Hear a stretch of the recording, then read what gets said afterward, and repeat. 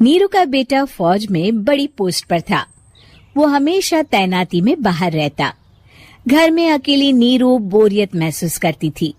नीरू की सहेलियों ने उसे सलाह दी कि वो अपने बेटे की शादी करवा दे। बहू के आ जाने से सब ठीक हो जाएगा। बेटा अपार, तू तो फौज में रहता है, मुझे घर में अकेलापन काटने को दौड़ता है। तू एक काम कर बेटा, शादी कर ले, फिर बहू के साथ मैं घर में आराम से रहूंगी। क्या माँ, मैं जब तक मेजर नहीं बन जाता शादी नहीं करूंगा। तुम कहीं घूमने जाया करो, लेकिन शादी की बात मत करो। इतना कहकर अपार वहां से चला जाता है, लेकिन जाते वक्त उसे माँ की भी चिंता रहती है।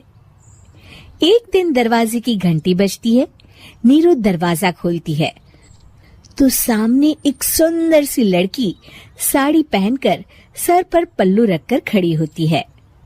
कौन हो तुम बेटा, और तुम्हें किसने भेजा है? मेरा नाम कंचन है और मैं आपके बेटे अपार की बीवी और आपकी बहू हूँ। तभी घर का फोन बजता है। नीरू फोन उठाती है तो अपार का फोन होता है। माँ, कंचन आ गई। वो आपकी बहू है माँ, और मैंने उससे शादी कर ली है। आप अकेली रहती हैं तो मैंने आपके लिए शादी कर ली माँ। अच्छा बेटा, बहू तो आ गई, बहुत सुंदर है। अब ना मैं आराम से घर में खुश रहूंगी। इतना कहकर नीरू जैसे ही कंचन की तरफ देखती है, वो उसके पैर छूती है। नीरू कंचन को आशीर्वाद देकर गले लगा लेती है। अगली सुबह नीरू सोकर उठती है तो अरे, सारा घर कितना चमक रहा है। इतनी सुबह घर का सारा काम किसने किया? तभी कंचन हाथ में स्वादिष्ट नाश्ता और चाय लेकर आती है और टिपॉय पर रखकर कंचन के पैर छूती है। बहू को देखकर नीरू काफी खुश हो जाती है। वो कंचन से कहती है, कंचन बेटा, आज मेरे घर में किटी पार्टी है। तुम मेरी सहेलियों के लिए कुछ अच्छा बना लेना। माँ, मुझे अच्छा बनाना नहीं आता, आप बता दीजिए, मैं बना दूंगी। अरे मैं भी तो नहीं जानती। ऐसा कर, शाम को इटालियन खाना, सी फूड और हाँ, चाइनीज खाना बना लेना, ठीक है? कंचन नीरू की बात सुनकर खुश हो जाती है। हाँ माँ, मैं तो ये सब बना सकती हूँ, आप चिंता ना करें। शाम को नीरू की सहेलियां आती हैं, जहाँ कंचन अकेले बनाए स्वादिष्ट खाना बनाकर खिलाती है। वो सारी सफाई कर सबको खुश कर देती है। कंचन अंदर किचन में जाती है कि तभी नीरू की सहेली बोल पड़ती है। अरे नीरू, तेरी बहू तो बड़ी परफेक्ट है। तेरी हर बात मानती है और सारा काम भी अकेले करती है। तुझे शिकायत का मौका भी नहीं देती। लेकिन क्या फायदा, बेचारी नीरू का जीवन तो बहू के आने के बाद भी बोरिंग का बोरिंग ही रहा।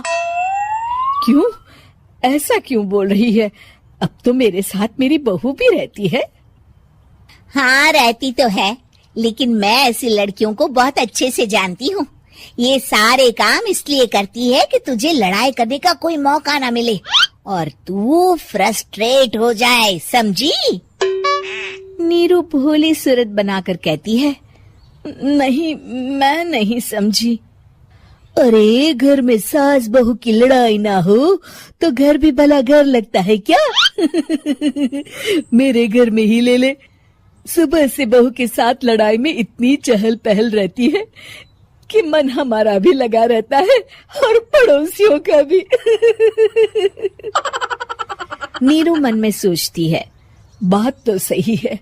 अगर ये मेरी शिकायत के बिना ही हर काम कर देगी तो मैं क्या करूंगी? रात को नीरू सोने के लिए कमरे में जाती है, जहाँ कंचन उसके पैर दबाने लगती है। नीरू को अच्छा तो लगता है, लेकिन वो किसी भी तरह से उससे लड़ाई करना चाहती है। बहू, दर्द पैर में नहीं सर पर है और तू मेरे पैर दबा रही है। मैं सर दबा देती हूँ माँ जी। ये कहकर वो उसका सर दबाने लगती है। तू एक काम कर, मेरे लिए बादाम वाला दूध ले आ, जा। कंचन जाकर सास के लिए दूध ले आती है। अब नीरू उसे जो कहती कंचन झट से कर देती।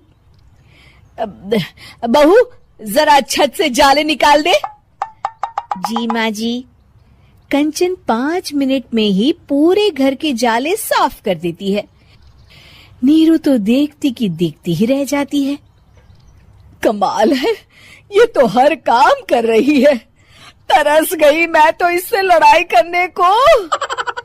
इतना कह के नीरू चली जाती है। नीरू को एक दिन कंचन पर इतना गुस्सा आता है कि वो सोच लेती है आज तो उससे लड़कर ही रहेगी। मौका देखकर नीरू कंचन को पैर से लंगड़ी देकर गिरा देती है, जिसके बाद जो होता है नीरू को विश्वास ही नहीं होता। जमीन में 2 भागों पर गिरी कंचन के सारे पुर्जे बिखर जाते हैं। स्प्रिंग और उसके अंदर से रंग बिरंगी लाइट जलने लगती है। तभी घर की घंटी बजती है। नीरू डरकर दरवाजा खोलती है तो सामने अपार खड़ा होता है। क्या हुआ माँ, तुम इतना डर क्यों गई? कंचन ने कुछ किया क्या? कुछ कहा क्या उसने? मैं अभी बताता हूँ। तभी अपार की नजर कंचन पर पड़ती है। अरे माँ, तूने ये क्या किया? कंचन को तोड़ दिया। तुम्हारी खुशी के लिए मैंने रॉबर्ट को तुम्हारी बहू बनाकर भेजा था, जिससे तुम्हारी हर इच्छा पूरी हो और तुम खुश रहो। माँ, ये तो इंसान थी भी नहीं, इससे तो गलती हो ही नहीं सकती थी। फिर आपने इसे क्यों तोड़ा? क्या गलती थी इसकी माँ? बेटा, इसकी सबसे बड़ी गलती ये थी कि ये इंसानों की तरह सास से लड़ाई नहीं करती थी। अपार माँ की बात सुनकर हैरान रह जाता है।